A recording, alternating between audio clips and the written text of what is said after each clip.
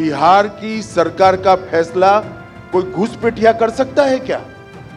करना चाहिए क्या? हमारे लोकतंत्र की मूल बात हमारा चुनाव है, और चुनाव के अंदर मूल इकाई मतदाता सूची और मतदाता है। जो देश का नागरिक नहीं है वो कैसे देश का मतदाता बन सकता है? हमारे देश का मुख्यमंत्री कौन, राज्य का मुख्यमंत्री कौन हो, देश का प्रधानमंत्री कौन हो, वो विदेशी नागरिक तय करेंगे क्या? और क्या मिर्ची लगी है उनको?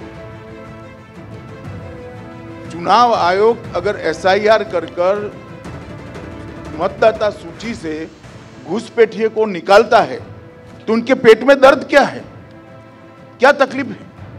क्योंकि उन्होंने घुसपैठ होने देकर वोट बैंक क्रिएट किया है, जिसके आधार पर वो सत्ता पर रहना चाहते हैं। और हम as a Bharatiya Janata party चुनाव आयोग के इस फैसले का स्वागत करते हैं कि पूरे देश में एसआईआर होना चाहिए और चुन कर घुसपैठियों को डिलीट करना।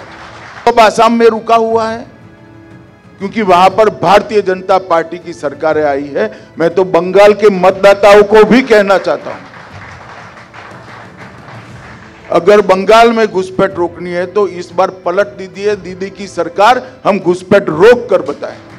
ममता दीदी तो कह रही हैं कि हम एसआईआर होने ही नहीं देंगे वहां पर। वो तो कहेगी, वो तो संविधान से ऊपर के लोग हैं, वो तो संविधान के ऊपर जीते हैं भाई, हम तो संविधान के चार कोने में जीने वाले लोग हैं। আমি এখান থেকে সরাসরি একদম আলোচনায় যাব। সমীর চট্টোপাধ্যায় আমাদের সঙ্গে রয়েছেন, কারণ এসআইআর নিয়ে যেভাবে তপ্ত হচ্ছে রাজ্য রাজনীতি, আর আজকে অমিত শাহ, সমীরদা আপনি শুনলেন, তিনি স্পষ্ট এটা বললেন যে গোটা দেশে এসআইআর হবে আর একদম খুঁজে খুঁজে এই অনুপ্রবেশকারীদের ডিলিট করতে হবে। বাংলার মুখ্যমন্ত্রীকেও কিন্তু তিনি নিশানা করেছেন এবং তিনি এটাও বলছেন যে বিরোধীরা ভোট ব্যাংক তৈরি করেছে যার ফলে ক্ষমতায় টিকে থাকা যায়। ভারতবর্ষে যত মন্ত্রী আছে তার মধ্যে সবথেকে ব্যর্থতম যদি মন্ত্রী হয় অমিত শাহ। যদি বলেন কেন, আজকে ঘুষপেটিয়া কথাটা বলছেন অনুপ্রবেশ কোথা দিয়ে হয়? বর্ডার দিয়ে। বর্ডার সিকিউরিটি ফোর্সের দায়িত্বে কে আছেন? উনি অ্যাজ আর্লি অ্যাজ পসিবল যদি রেজিগনেশন দেন ভালো, আর ওনাকে রেজিগনেশন দিয়ে দেবে। 26 সালে মুখ্যমন্ত্রী মমতা বন্দ্যোপাধ্যায় আবার হবে। তার কারণ একটাই, আপনি যদি দেখেন যে লিবারেল ডেমোক্রেসি ইন্ডেক্স 2025, যেখানে অ্যাকর্ডিং টু ভিডেম অর্থাৎ ভ্যারাইটিজ অফ ডেমোক্রেসি, সেখানে পরিষ্কার বলা হচ্ছে যে 179টা দেশের মধ্যে ভারতের স্থান 100তম, অর্থাৎ অবনতি হয়েছে বিজেপির সময়ে। অর্থাৎ যেখানে ইলেকট্রাল অটোক্রেসির জায়গায় সেইখানে অবশ্যইভাবে ডেমোক্রেসি নষ্ট হচ্ছে বলেই আজকে বিপথে চোরাপথে এনআরসি বলুন, সিএএ বলুন বা এসআইআর বলুন, আমি কি এই কথাটা বলছি? মানে সমীরদা এটা আমরা দেখেছি, অসমের মুখ্যমন্ত্রী হিমন্ত বিশ্ব শর্মা তিনি বারবার সাংবাদিক বৈঠক করে বলেছেন যে জনবিন্যাস বদলে গেছে এই অনুপ্রবেশকারীদের জন্য। শর্মা যে মুখ্যমন্ত্রী হয়েছেন ওখানে যে পার্সেন্টেজ অফ ভোট, তারা তো অনুপ্রবেশকারীর ভোটেই তো জিতেছেন। আজকে যখন 5 আগস্ট বাংলাদেশে যখন ঘটনাটা ঘটে, সেই সময় যে সমস্ত মানুষ একটা প্রশ্ন, অনুপ্রবেশকারীরা যে ঢুকে যাচ্ছে বিভিন্ন জায়গায়, সেখানে প্রশাসন কি করছে সেটাই বলেছেন অমিত শাহ। আমি সতর্কতার কাছে যাব। মুখ্যমন্ত্রী হয়েছেন কে? আমার সমীরদার যেরকম ভাবে চিৎকার চেঁচামেচি করলেন, তাতে আজকে মাননীয় স্বরাষ্ট্রমন্ত্রী ঠিক যে কথাটা বলেছে সেটা একদম প্রযোজ্য। মির্চি কিউ লাগা, সত্যি সত্যি এইরকমভাবে তেলে বেগুনে জ্বলে উঠছে। উনি মুখ্যমন্ত্রী সমস্ত স্পোক্সপারসনরা, যারা স্পোক্সপারসন অফিসিয়াল নয় তারাও, মানে যত রকমের প্রবক্তা সমস্ত মন্ত্রীরা, তারা একেবারে তেলে বেগুনে যে এর চোখ খুবলে নেবে, তাকে মারবে, ওকে ধরবে, এ কী হচ্ছেটা কি? আজকে কেউ তো কোনো লুকিয়ে চুরিয়ে কিছু করছে না, বরঞ্চ আজকে স্বরাষ্ট্রমন্ত্রী দুটো কথা খুব পরিষ্কার বলেছে যে আজকে যেরকম আমাদের জিওগ্রাফিক্যাল বর্ডার, এটা তো কোনো রেড রোডের মতন একদম ফিতে বেঁধে বর্ডার তো নয়। এটা বহুবার বলা হয়েছে যে আমাদের ফেন্সিং এখনও কমপ্লিট হয়নি এবং অসংখ্য জায়গায় নদী নালা, নুকস অ্যান্ড ক্র্যানিস যেটা আমরা বলি, হিলস ভ্যালিজ, ডিফিকাল্ট এই জায়গাগুলো গার্ড করা। যদি তার মধ্যে যদি লোকজন ঢুকে আসে, কয়েকজন যদি ঢুকেও আসে বা কাতারে কাতারে যেরকম মানে এখন দেখা যাচ্ছে ওভার দ্য ইয়ার্স যারা এসেছে, তাতে পুলিশ, লোকাল পুলিশ কী করছিল? আজকে মাননীয় স্বরাষ্ট্রমন্ত্রী পরিষ্কার জিজ্ঞেস করেছে, লোকাল পুলিশ এবং লোকাল রাজ্য সরকাররা তারা তো এমন হাবভাব করছে যেন নেক্সট কথা যেটা উনি বলেছেন একেবারে রেড কার্পেট বিছিয়ে রেখেছে। এসো ভাই, তোমাদের খাওয়া দাওয়া, তোমাদের ডকুমেন্টেশন, তোমাদের পর্যটন সমস্ত ব্যবস্থা করে দেবে রাজ্য সরকার। মাননীয় স্বরাষ্ট্রমন্ত্রী খুব স্পেসিফিক্যালি বলেছে, আসাম নিয়ে আজকে চেঁচামেচি করছে। দুপুরবেলা তোমাদের আমি দেখছিলাম তোমরা অরূপের বাইট নিয়েছো, অরূপ একদম এই জায়গা থেকে সরস্বতী মেমিকে আসবো, মানে অরূপ চক্রবর্তী আসবো, সমিতা আসবো। অরূপ চক্রবর্তী তিনি যেটা বলতে চাইছেন, অর্থাৎ তৃণমূলের যেটা বক্তব্য যে বিজেপিকে যারা ভোট দেয় না তাদেরকেই কোথাও গিয়ে ভোটার তালিকা থেকে বাদ দেওয়া হচ্ছে।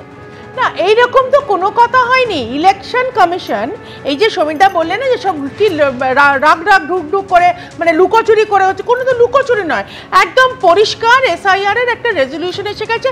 4 রকম ভোটার ডিলিট হবে। আমি যেটা বলি 4 Ds, duplicate voter, dead voter, domicile যাদের ঠিক নেই ইন কোয়েশ্চেন তারা, এবং যাদের মাল্টিপল ডকুমেন্ট আছে তাদের। আমি বলতে চাইছি বিহারে এসআইআর কে কেন্দ্র করে 12% ভোটারকে বাদ দেওয়া হয়েছে, এবং বিশেষ করে মহিলা, জনজাতি, সংখ্যালঘু, এদের টার্গেট করে যারা বিজেপিকে ভোট দেবে না তাদেরকে বাদ দেওয়ার প্রসেস হচ্ছে। আজকে আপনি বলুন, নির্বাচন কমিশন যে কাজ করবে তার উত্তর কেন বিজেপি দেবে? বিজেপির কি শাখা সংগঠন? যেমন ইডি সিবিআই কি আমরা দেখেছি? এইটা আপনি ম্যাডাম বলুন, আপনি বলুন যে বিহারের ভোটের যে 90 লক্ষ ধারা ভোটে তার 68 লক্ষ।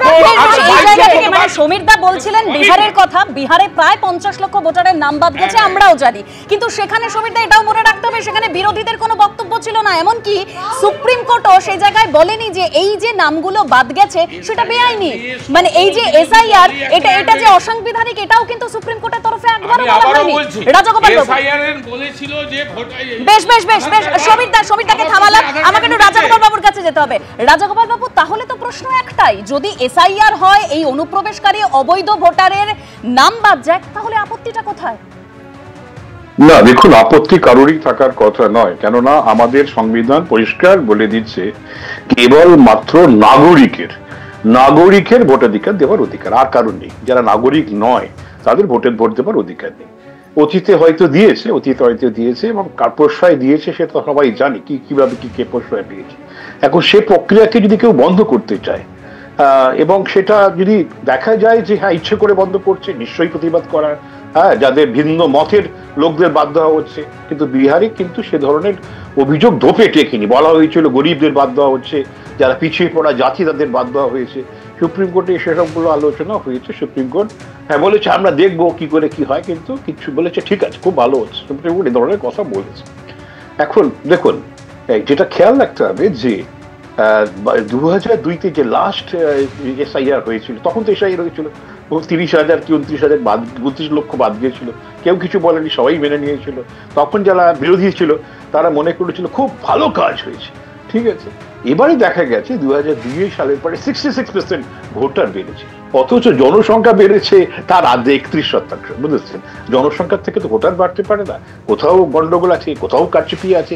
সেটা যখন ইলেকশন কমিশন ধরতে চাইছে, ইলেকশন কমিশন যদি ধরে, আমি সমর্থন করব, সাধারণ মানুষ সমর্থন করবো, সব রাজনৈতিক দল যারা এই ধরনের যারা অনুপ্রবেশকারীদের ভোটে জিততে চায় না তাদের সমর্থন করা উচিত।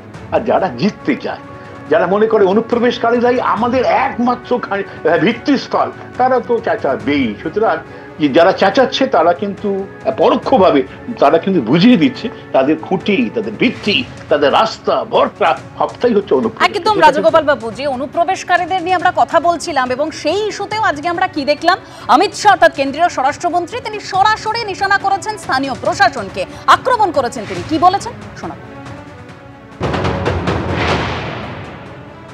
आपकी इसी बात पर याद आया, विपक्ष का एक आरोप ये भी है घुसपैठ रोकना तो आपका काम है। घुसपैठ कितनी रुकी और उसके लिए क्या ऐसी सॉलिड योजना है कि घुसपैठ नहीं हो आगे? अब देखिए, बंगाल झारखंड में हमारी सरकारें नहीं हैं।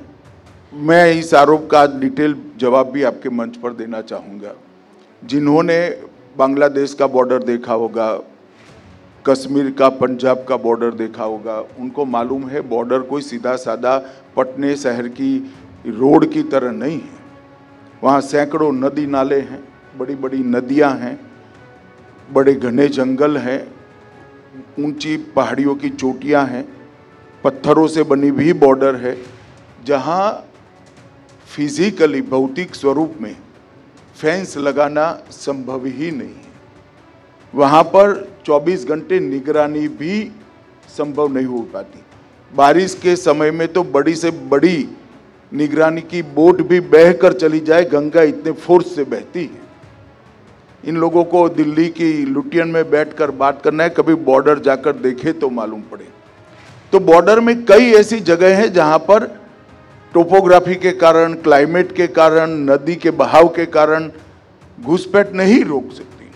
मगर घुसपैठिया घुसकर सबसे पहले कहां आता है? कोई गांव में तो जाएगा। वो गांव का पटवारी क्या करता है? पटवारी को क्या मालूम नहीं पड़ेगा नए 25 लोग गांव में आ गए हैं? थाने को मालूम नहीं पड़ेगा। मगर घुसपैठ इसलिए हो रही है कि बंगाल और झारखंड में पटवारियों को और थाने को सूचना है कि लाल जाजम बिठाकर इनका स्वागत करिए, हमें वोट देते। क्यों गुजरात से घुसपैठ नहीं उठा है? क्यों राजस्थान से नहीं होता है? क्यों अब आसाम में रुका हुआ है? क्योंकि वहां पर भारतीय जनता पार्टी की सरकारें आई है। मैं तो बंगाल के मतदाताओं को भी कहना चाहता हूं, अगर बंगाल में घुसपैठ रोकनी है तो इस बार पलट दीजिए दीदी की सरकार, हम घुसपैठ रोक कर बताएं।